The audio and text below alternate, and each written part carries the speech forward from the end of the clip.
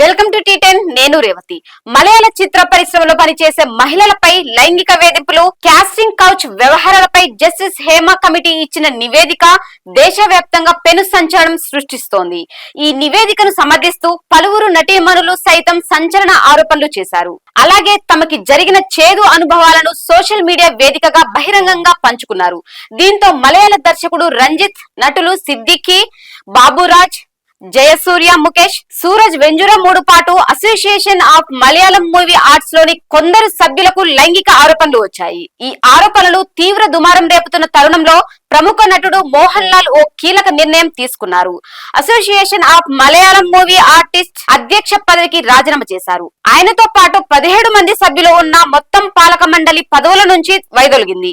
ఈ విషయాన్ని అమ్మ సంఘం మంగళవారం ఓ ప్రకటనలో వెల్లడించింది. అమ్మ కమిటీలోని కొంతమంది సభ్యులపై కూడా లైంగిక వేధింపుల ఆరోపణలు వచ్చాయి.